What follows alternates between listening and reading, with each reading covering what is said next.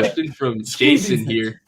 He wants pro comps and ceilings for Fields, Lance, and Mac. Okay.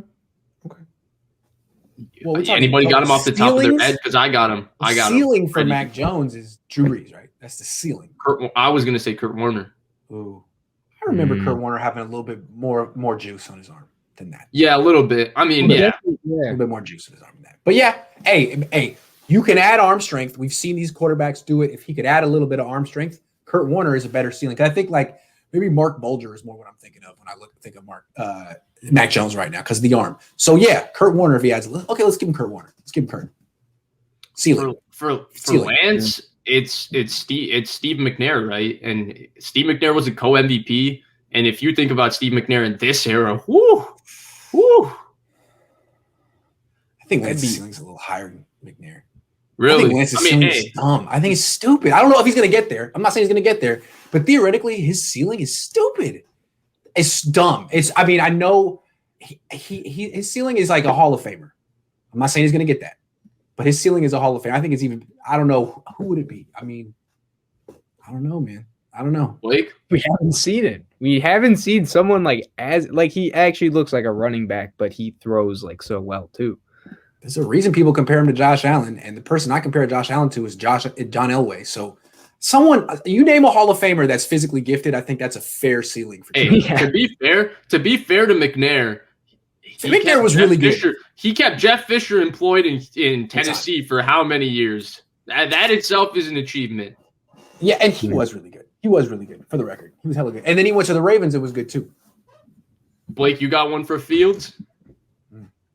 I mean, it's kind of the lazy one. I would just say Dak, just how they're built, and they're both super accurate, but nothing like, out of left field, nothing crazy. But, yeah, that's mine. Dak's good. What do you got? What do you got, Grant? I think Dak's fair as a ceiling for him. I think that's fair. I'd go one step higher. I'd go Russell Wilson. Wow. Okay. All right. Do you think his deep ball is as good as Wilson's? Because I know he threw a lot at Ohio State, but Wilson's is special. Like his is just a moon ball that just lands in your lap, right? Yeah. Yeah. I think Russell Wilson has the greatest deep ball I've ever seen. Now I've only been watching football for 17 years, but I've never seen a deep ball like Russell Wilson. But what I will say is that in terms of this rare combination of unbelievable deep accuracy and movement ability, I think Russell Wilson's probably the only guy. Maybe like a Randall Cunningham had that. Yeah, even Kaepernick didn't have that deep accuracy like that. Cam didn't have it either. Nah. Yeah, it does make him intriguing. So you could knock him for his decision making, but name a quarterback that has his combination of traits like that. It's rare. Hey, and Russ has been a Hall of Fame quarterback with occasionally questionable just decision making, not in terms of turning the football over, but in terms of passing up a lot of throws. That's true. That's true. Let's say the QB3 leaked on draft day. Would the Niners pick their QB4 Pitts? I'm not really understanding the question. Like let's say like Mac Jones has like his third DUI, like the night before the draft, and they can't take him anymore. Then would the Niners take Pitts? Or, you know what I'm saying? Like it's like a Laramie Tunsil situation, something like that. But like even a step further, like let's say he like unexpectedly died, or like maybe not that far, but like bias or something like that, or some like social media stuff comes out and he's canceled. Yeah. Okay. Yeah. So I have the perfect answer to this question because Mike Silver answered this question for us on the Matt Mayoko podcast. He said that let's say that something happens and Mac Jones retires from football tomorrow in the draft. He said, because he was basically laying out the fact that he thinks they do like Lance and Fields. He said Fields has this really intriguing throwing ability. He's checked all the boxes. They've given him very positive feedback in terms of his interviews. And then Lance, from everything I hear, has just been killing it in the interviews, but he has a couple more questions. But for the most part, he was just basically saying that they were both like in a very positive light by the 49ers. And he said with Fields, he said the one thing was, he said footwork. He basically was what he wasn't as elite as Mac Jones. He takes an extra hitch, which Mac Jones doesn't. So he felt that that's what Mac Jones separated himself from Justin Fields. But he said if Mac Jones retired tomorrow, he said, I think they would happily take Justin Fields, and that would be their pick. Very interesting. Jeez, Yeah, I don't. Mike think they- Shanahan's getting real specific with his leaks. Just kidding, Mike. Just kidding. I don't know. I'm guessing, speculating. Do you guys really think the gap between, say, Mac Jones, if that's their third quarterback, or the QB they think they want to take in Fields, is that much different for them to just be like, we are screwed, guys. Like, we got to trade back, go back to 12, go back to 8, recoup what we can, and take whoever we can there. I think they're going quarterback regardless of, if two of these guys can't play football ever again, like, they're just taking the other guy. I think they have to go quarterback regardless. They've made that clear. I think Blake is right on. And Grant, I'm surprised you've not been tooting your own horn throughout this process, because I think the one thing that the Niners have made very clear, and I think it's starting to become clear, is their true feelings about Jimmy Garoppolo. And people didn't like when you said it the last year or so, but when you trade up like this and you're willing to take the third quarterback, and you're willing, if the third quarterback is not there, to take the fourth one, what does that say about how you feel about your starter? That's an interesting angle we hadn't really gotten to since this trade, but they mortgaged the future for the third best quarterback in this draft. Jimmy, what does that say about what they think about you? That's what they think about you, Jimmy. They don't think you're very good. When Chris Sims ranked you 20th in the league last year, that's probably what they think of you, Jimmy. Prove them wrong. And he's probably right around there, and it's nothing against Jimmy, right? But it tells you how desperate they are to not do this again with him. They don't want him to be their starter next year. That's what it feels like to me. It was funny when you said how you can't judge a pocket passer, but they come into their own around the 50th start if they have something special. When is he gonna get to 50 starts? He'll make 35 before he gets there. So I understand the Niners feeling like, man, if he could get there, maybe he'll blossom. But when he gets hurt too much, that's fair. If Kyle sucks.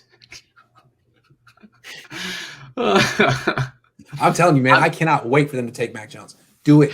Please, Kyle. Please, Kyle. Please. It's only be good for my business. It'll only be good. I'm standing by my guy, Kyle. Blake, I know you're really happy because we've had many LaFleur versus Kyle arguments, and I'm sure a lot of people will become pro LaFleur the moment this happens. Yes, we have. All I'll say is this. Whatever quarterback they take, if he doesn't do good in the first year, like say you guys go 7-9 with your quarterback, do you think either Shanahan or Lynch would be fired? No, because I think Jed loves them too much, and they have that rookie quarterback excuse. But I think both of them have these sterling reputations. I mean, look at how they're being talked about. Everybody only talks about both of them positively and the moves that they make positively.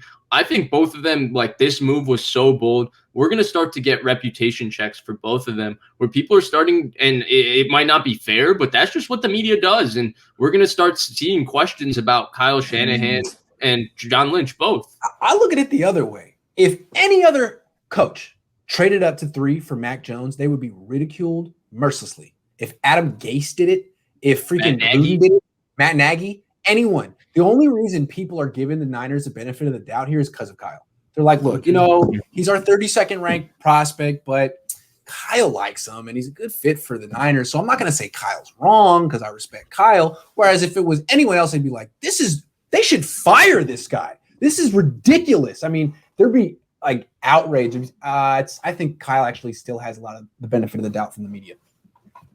It was last year when people were comparing him to Belichick. Sorry, Blake. I was just going to say, I kind of, Grant's one of the few guys who I've actually heard to talk negatively about Kyle.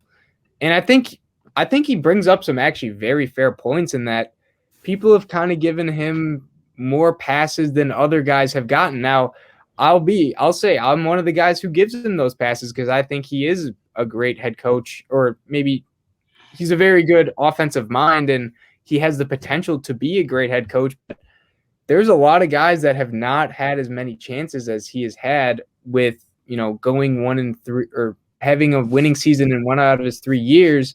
So I really do think this could be, this is kind of a make or break for him. If Mac Jones stinks it up, or whoever the quarterback stinks it up for the first 2 years, like, will he still be there is my question. And, as a Niners fan, I'd really start thinking pretty hard. Like, Mike Tomlin got by with Duck Hodges. They went 8-8. He's played with bad quarterbacks, and other guys have done the same. Yeah, and you go to Blake's favorite team's head coach, Matt LaFleur. Nobody still gives Matt LaFleur any respect. He's had 2 13-3 seasons, and yeah, Aaron Rodgers is fantastic. Remember what the reports were on Aaron Rodgers, that nobody could get along with him and all of that. He's not going to conform to the scheme, all of that. Matt LaFleur has found a way, 1, to get along with Aaron Rodgers these 2 years, and 2, to make it work and find a scheme, first, that gives Aaron Rodgers a schematical advantage. So that's one thing they've done a great job. And 2, they've been able to modify and adjust the scheme to Aaron Rodgers' needs. I'm not saying Matt LaFleur is the next Bill Walsh. I'm just saying what he's done has been kind of discredited or not given credit for in the same breath as Kyle Shanahan. And he's been 26-6 in 2 seasons. Like, that's insanely good. And people are still making fun of the Packers for taking Jordan Love last year. If the Niners had taken Jordan Love, everyone would have praised him. So, I mean, the Packers couldn't trade up right now for Mac Jones. Matt LaFleur doesn't have enough capital to do that. Only Kyle could do some stuff like this. I hope he does it. I really hope he does it. Come on, Kyle. And if he's wrong, my bad. Go ahead, Blake. I was going to say, Grant, we know the Packers like going at positions of strength, so they're either trading up for Mac Jones if he falls, maybe Najee Harris, because we need another running back. So be on the lookout for that. I love hearing the cynical fans of other teams. Like, I don't really know the Packers' history like that, but you do, and it makes me laugh. Yeah, I guess they would. Taking Najee Harris, put him with Eddie Lacy in the same backfield. Ooh, that'd be Eddie Lacy, man. He was Eddie really Lacy. Good. He was good. That's a name. James Starks. Watson, Allen, Herbert, 3rd QB's taken. Lamar Jackson, 5th. We're in the sweet spot right now, but also Dwayne Haskins, 3rd. Oh, what about when Jake Locker and Blaine Gabbert and Christian Ponder and just the early 2010s? Like, what about those quarterbacks that went like? Yeah, Gabbert was 3rd, right? It went Newton, Locker at 8, and then Gabbert at 11, or Gabbert at 10. Johnny Jaguars traded up. Was Johnny Manziel 3rd? Yeah, no. He was Brandon second, right? He was 2nd. Blake Bortles was 1st. Yeah, Bortles. It was Bortles, but Teddy B was 3rd. Teddy B. Yeah, I mean, I love this type of stuff because I love getting superstitious, because this is the best part about being a fan, because you find like different things to satisfy yourself that this is what's going to happen. So I imagine if someone in a draft room and on an NFL team was like laying out all these superstition things. Like, dude, get the hell out of this room. You're fired. You know what the funny thing is? I hear all these former GMs like Mike Tannenbaum that go on, and it's like they actually care about stuff like this. They care about like winter in college and all of this. And it's like you hear former players and former coaches, and they're like, to hell with that crap. All we care about is whether he can play football or not. But like the former GMs and executives are like, he's a winner.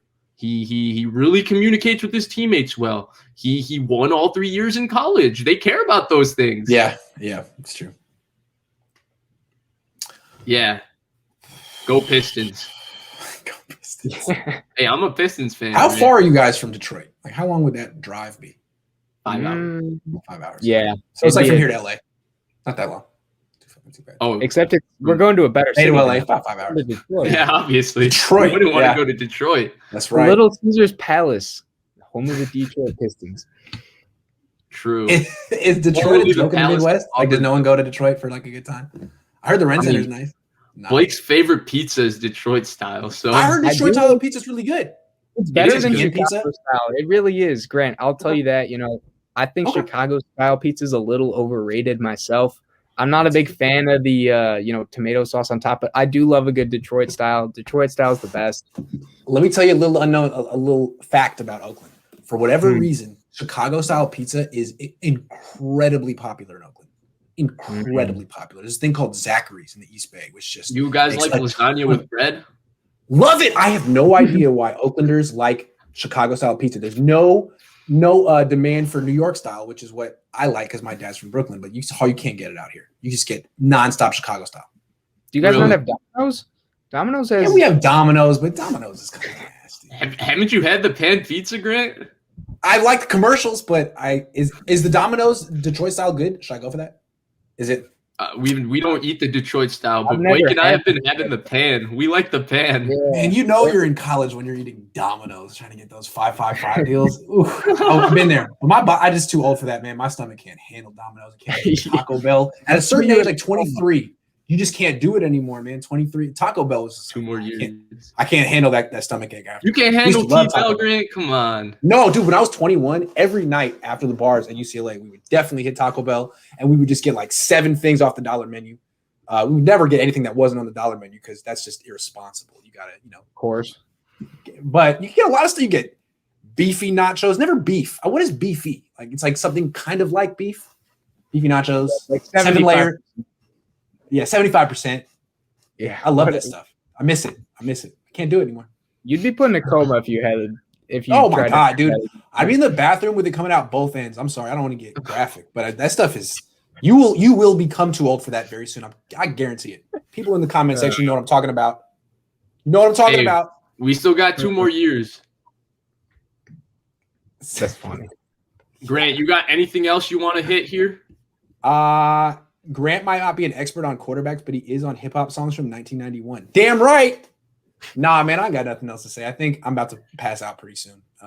I've been up since 4:30 in the morning. It's been a long day, but I've been looking forward all day to doing this. I'm glad we got to do it. Is there anything else you want to? I thought you wanted to do like which team should trade up. Did you not want to do that? Oh yeah. Do you want to do that? I'm doing that, yeah. I was saying the Packers. Oh, I totally forgot. How about Green Bay? Green Bay? They were this close to going to the Super Bowl. Quickly. They wasted their first round pick last year. I mean, that's a team that could. I don't know. How about Green Bay? Not going to happen. All right, so I've actually done a video on this, and here's my thinking, Grant. Tell me what you think about this. But I'm thinking the Packers trade up for one of the 3 receivers, and I want Jalen Waddle. He's my guy. Boom. But think of him in the slot. Like that's what I'm saying. That's a team that could consider themselves one player away, and they wasted their first round pick last year. Yeah, Jalen Waddle would be great for them.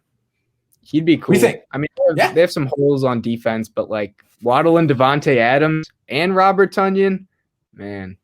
Also, I think Washington's an obvious one, right? They're so loaded. They're a quarterback. Yeah. They might be a quarterback away. Oh, here's a different one that I think Blake and I have discussed, and I don't think it's actually been getting the kind of traction it's gotten, and that's the Baltimore Ravens. Someone just said it right here, Jamal Armstrong. Yeah, you go.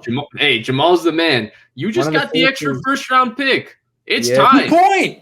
Whoever falls out of the first round, you love Alabama players. There's 2 very good Alabama wide receivers, Devonta Smith and Jalen Waddle. Whoever falls out of the top 10, or if it's Jamar Chase, who I actually think is the exact receiver or the type of receiver that the Ravens need, actual number 1 receiver with a personality and an attitude that's going to line up on the outside and win, impose his physical will on a defense.